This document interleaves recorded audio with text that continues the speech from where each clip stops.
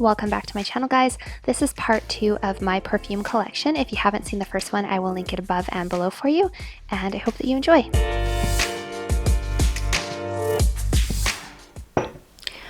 Okay, so I just made myself a cup of coffee because my voice is getting quite raspy. I'm about to film part 2 of my perfume collection. I just went through all of those perfumes, quite a few of them. So if you didn't see that video, check it out. It is posted as well. This is a 2-part. And as I mentioned in my last video, there are a couple of perfumes that I'm waiting for that will be coming in the mail sometime in the next week or two that are going to round it out. These ones I love and don't plan on changing, but as I had mentioned in my last video, there is one in this collection over here that I'm really not super happy with, and I want to find a better version of a better type of that fragrance to replace it with. So I'm just gonna have some more coffee, and then without further ado, we can get right into the perfumes. So first I will start off with this little corner here. So I have a cute little jar that just holds any of the perfumes that either can't stand up on their own, they don't have legs, they're weak, they can't stand up on their own, they need help, and or any of my travel sizes. So currently I only have one travel size, and that is Mugler Alien, which I will talk about in a minute because I have a bigger size bottle of Mugler over there. And I also have Angel Muse. So this is a flanker of the original Angel by Thierry Mugler. To be honest, I'm not a huge fan of the original Angel by Thierry Mugler. It has a distinct note of cat pee. I'm not kidding. It has a note of cat urine that I cannot get out. I cannot ignore it. I don't know why, it's just there and it bothers me. However, this flanker is quite good. As I mentioned in my last video, what I've learned through researching perfumes and looking at all the perfumes that I have is apparently I really like patchouli. I have patchouli in probably 70% of the perfumes you see sitting there. If you like patchouli and you like chocolate, you will love Angel Muse by Mugler.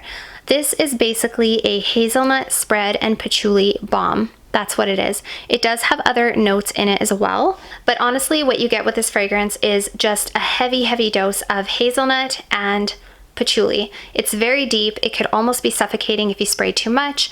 It's very heavy, very good for like fall, winter, especially in the evening. I don't think you could get away with this in the summertime, even summer evening. I remember when I first sprayed it, I thought, oh my gosh, that's way too strong. It's so thick, it's so dense. But you could smell it on yourself forever. And the dry down is nice. The dry down is kind of like a chocolate patchouli muffin, if you will, and it's very gourmand, very edible. But again, if you don't like patchouli, you won't like it because it does have that patchouli denseness that the original Angel had in it. While we're on the topic of Angel, I have to give an honorable mention to Angel Eau de Toilette. Funny story, I smelled the original Angel, hated it. I just keep samples in that little container on my bed. I've been spraying this on my hand. I'm running out of the sample. I can't stop smelling myself with this. I really like the Angel Eau de Toilette apparently, and I actually did order a full-size bottle. I'm really excited. It'll be here this week sometime. I'm really excited to get that and add it to my collection. So I'm just keeping this little sample here for now. Let's talk about a really safe one that I can kind of whip through in about 2 seconds because everybody knows it. This is Hypnotic Poison by Dior. This is the Eau de Toilette. This one is kind of a staple in every woman's wardrobe. It is probably the best vanilla almond scent that you can think of off the top of your head. I'm sure there's probably better vanilla almonds out there, maybe in the niche world that I haven't discovered, but this is just a beautiful, gorgeous, cozy, warm, seductive, sexy vanilla almond. It looks exactly like the bottle. It smells exactly like the bottle looks like it should smell. It smells deep and seductive and dark and cozy and beautiful, and that's what it is. If you've ever smelled Kenzo Amore, which comes in a long, skinny, magenta colored bottle, that smells very similar to this. I actually owned both of them, and I gave away the Kenzo Amore because I realized how similar they were, and this one's just better. This one's simply better. The only thing about Kenzo Amore, that one is a little bit more wearable. You can wear that during the day more, I would say, whereas Hypnotic Poison, definitely more of an evening or winter scent. Let's talk about one of my loves, Jimmy Choo by Jimmy Choo Eau de Parfum. This perfume I bought blindly. I had smelt it quite a while ago and I remember liking it. It's just that at the time of smelling it, it wasn't the fragrance I was looking for that day, but I remember thinking that it was good. It's definitely a little bit more mature. It is sweet. Basically, this is pear and toffee and patchouli. So again, there's my patchouli. Apparently I love patchouli, it's in everything. But if you like sweet and you like a little gourmand, but you want something sexy, mature, provocative in a not so skanky manner, this is a very good choice. This is something you would wear going out in the evening in a nice dress in your 20s, 30s, 40s, when you want to smell seductive and sexy and sweet, but classy at the same time. So Jimmy Choo has done a very nice job. The bottle is even really beautiful. The dry down is really nice. I love it. I'm so thankful that I added it to my collection because it's one of a kind and it's also under talked about. I don't know of a lot of people who talk about Jimmy Choo in their perfume videos. I've seen Kathleen Lights has talked about Jimmy Choo, but some of the really big fragrance names, they don't bring it up. Like even Jeremy Fragrance, I don't think I've ever heard him talk about Jimmy Choo, and he should, because it's so good and I love it. And sometimes I just want to spray it all day in my bedroom. I just took another drink of coffee to replenish my voice, which I feel is coming back slowly. Okay, let's talk about a much talked about sultry woman's scent, which is La Nuit Tresor by Lancome. La Nuit Tresor is a fruity gourmand scent. This is very sultry. It's very sexy. It's delicious.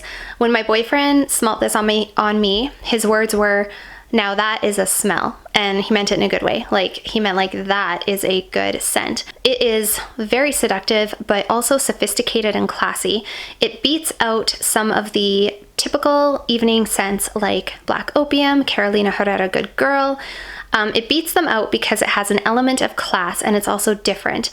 Also, it is a little bit brighter and a little bit fruitier. You will retain that kind of sweet fruitiness all throughout, even into the dry down. So it remains a very sweet but still very sultry kind of a scent. So I'm just consulting my sheet here so I can tell you some of the notes. There are so many notes in this fragrance. So there is bergamot, pear, and orange in the opening, and then in the middle you have rose, passion fruit, vanilla, orchid.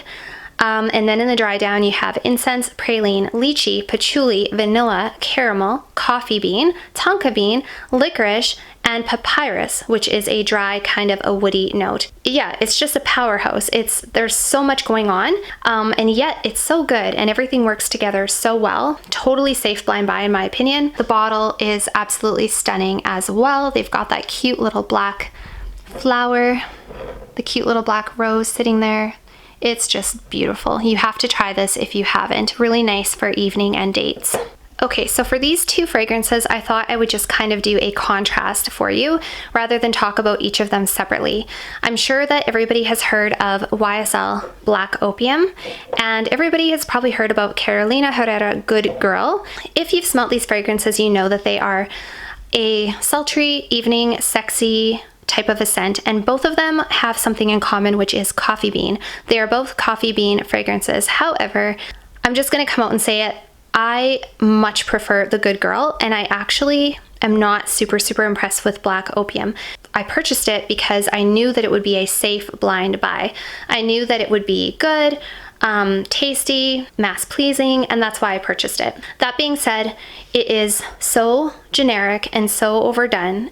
Honestly, the first time I smelt it, it reminded me of a girl I work with. That's how many people wear it. I immediately thought of this girl that I work with, and I thought, oh, that's what she was wearing that day, because it's so common. Everybody has it. It has pear, pink pepper, and orange blossom in the opening. And then it has almond, coffee bean, jasmine, and licorice. And then in the dry down, it has cashmere and cedar, vanilla, and patchouli. I mean, you can't fault it. You really can't fault it. It smells delicious. But if you're looking for originality, this is not the scent for you. And this is the one that I was talking about I would like to replace in my collection with something a little bit more unique. And I'm looking into the niche market to try to find a perfume to replace this with, because I don't want to smell like everybody else. I don't want to smell like every other woman walking down the street. So that's Black Opium. Now, when it comes to Carolina Herrera Good Girl, This is a much more complex fragrance. If I have to say, if you're debating between the two or you're looking for something like this in your collection, please don't buy Black Opium. Just scratch it completely, unless you're getting one of the flankers, the Blanche one or the Neon or Floral Shock or something. Maybe those are better. I can't remember, but just don't get the generic Black Opium. Just say no to the generic Black Opium. Carolina Herrera, in my opinion, is a step above. It is much more complex. It has better projection. It has better longevity. It has way more notes. In fact, it actually has twice as many notes as Black Opium. So one of the main players in here is still coffee, but it's so deep and dark. People will describe this one as a man killer type of a fragrance or a man eater type of a fragrance. My boyfriend has given his stamp of approval for that. So you have bergamot, lemon, coffee bean, and almond in the opening. So again, you've got that coffee bean, but you've also got bergamot and lemon, which make it a little bit zesty, a little bit fresh when you first spray it, and really give it some sex appeal as well. And then in the heart, you have almond, coffee bean again, jasmine, and licorice. Then in the base, you have praline, vanilla, sandalwood, cacao, cedar, tonka bean, cashmere, patchouli, amber, musk, and cinnamon. So there is a lot going on in this fragrance. It is so much more complex and so much more unique than the Black Opium, and I just really prefer it, hands down. Yeah, Black Opium smells good, but when I smell it, I just feel so generic. I feel so cheap and so generic, and I'm gonna sell it or give it away. So if you are a Black Opium lover, please contact me. I will happily gift it to you, or we can trade for something, whatever you like. By the way, I'm on Fragrantica. If you want to look at my stuff on Fragrantica or send me any private messages, if you're a fellow perfume lover and you want to trade or you want to exchange decants or samples, find me on Fragrantica. I will link it down below and we can do some perfume chatting. Okay. So we are nearing the end of this part of the perfume collection, and I'm going to tell you a little bit about a niche fragrance called Blondine by the House of Frassai. Now, Blondine is one that was recommended to me by Demi Rawling. I'm sure that you guys have seen her on YouTube. She is a fragrance enthusiast, and I do trust her opinions. She has led me in the right direction a few times. Blondine is a salty, buttery, warm, cozy, feminine leather. It is heavy on the leather. Frassai is a niche company that makes incredibly well-made products. The bottle is totally exquisite. I love how they've done it. I love the detail. I love where they've put the label on the corner. The lid is actually real wood. It's a real wood lid. And this fragrance smells incredible. It smells so good. It's like nothing else that I have. If you guys have smelt the Tom Fords and you are into things like ombre leather, oud wood, what's the other one? Tuscan, is it Tuscan leather? You would like this, except this is more of a female version. I don't know if this could be unisex, simply because there are some floral notes in here. And it's also quite sweet. So it's like a bit of a floral sweet, but definitely heavy leather. So I'll just read to you what some of the notes are. So in here we have salt, butter, caramel, and mandarin in the opening. In the heart we have castoreum, which is kind of an animalic leather type note. There's also tiger lily, tonka bean, suede, and musk. This fragrance, you guys, is so absolutely gorgeous. When I smell this, it makes me think of being in a cabin in front of a fire, cozied up in a warm flannel blanket. That's what this makes me think of. But you could also take it the other way, and you could put on a little black dress and go to a piano bar or a jazz club or something like that. This fragrance is kind of versatile. You could do either or. It could be cozying up for a night at home, or you could be a really sultry little black dress type of scenario. It's got really good sillage, really good longevity. It smells amazing. I have nothing else like it. At first when I smelt it, I wasn't too sure because again, it's heavy on the leather. You are going to get a big dose of leather in here, but if you like that, then this would be your thing. Yeah, so I really like it. I'm keeping it solely because it is different, it is unique, and again, I'm trying to move away from too many of the mainstream Black Opium type of scents and more into the lesser worn, lesser talked about niche fragrances like Frassai.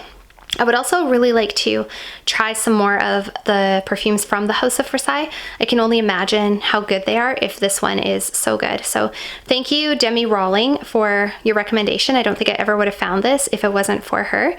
Yeah, so this is Blondine House of Versace. And now I have saved the best for last. And don't roll your eyes at me. I can see you rolling your eyes. My favorite perfume out of everything in my collection is Alien by Mugler. I love Alien so much. When I first smelt this, I was totally repulsed, couldn't stand it, thought it was soapy, medicinal. I had to wash it off. I literally washed it off of myself and was grossed out that I could still smell it after I washed it off. Mugler has that kind of reputation with his scents though. He does not make a good first impression. Most of his fragrances like Angel, Alien, Aura, those type of scents are highly, highly polarizing. You either really like them or you really hate them. I sprayed this that day, washed it off, decided I hated it. I did happen to have a 10 ml travel size, which comes in this really cute little rock alien looking thing from Sephora, which is so cute.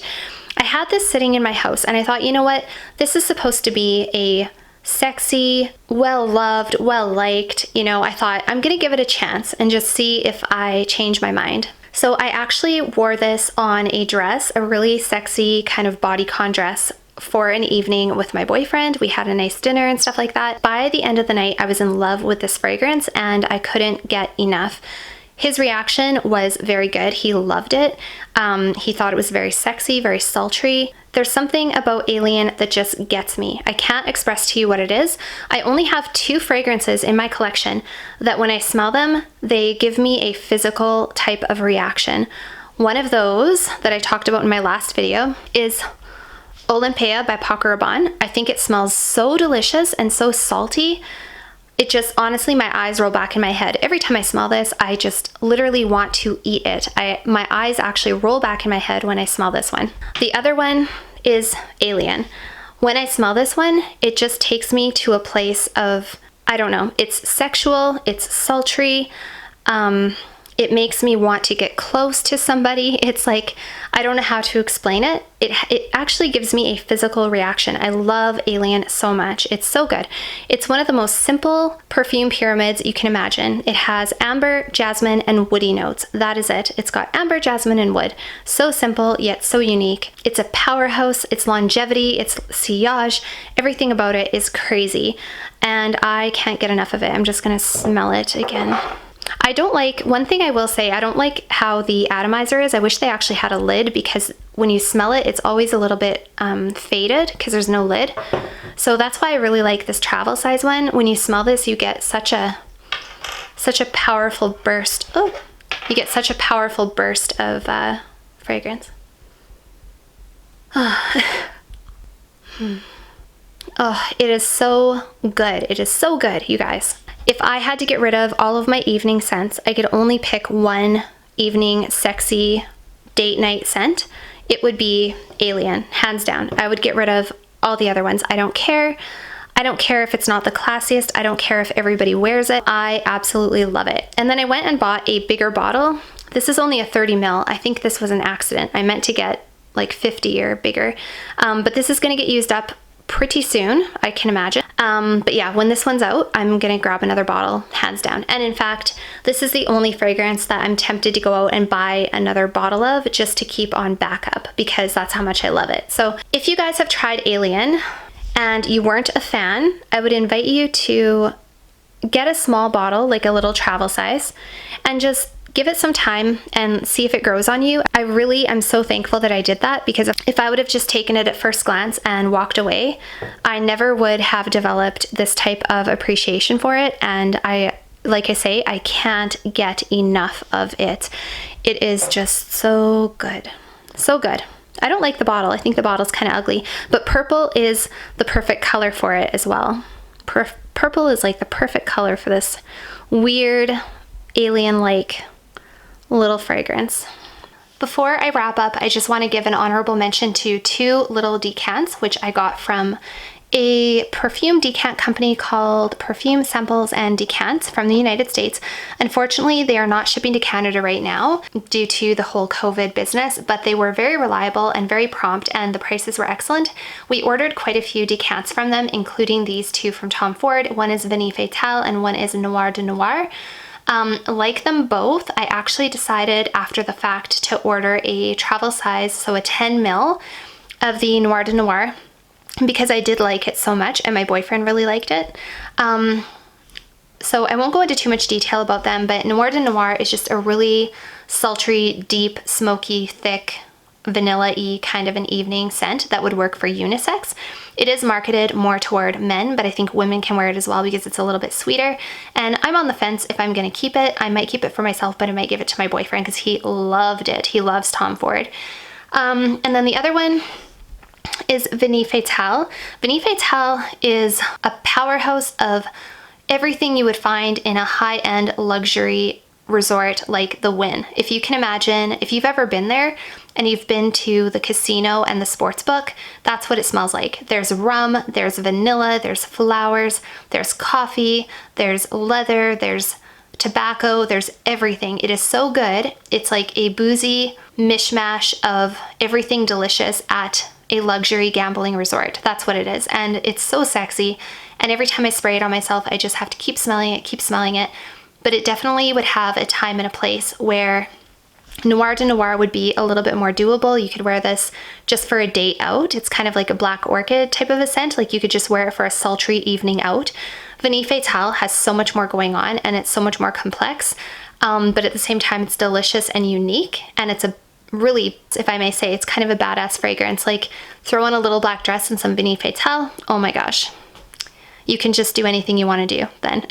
So shout out to those two little decants, and that's about it for this perfume tour. So that's it for today's video. I hope that you guys enjoyed. Don't forget to head over and follow me on Instagram if you haven't already, and I'll see you guys all next time.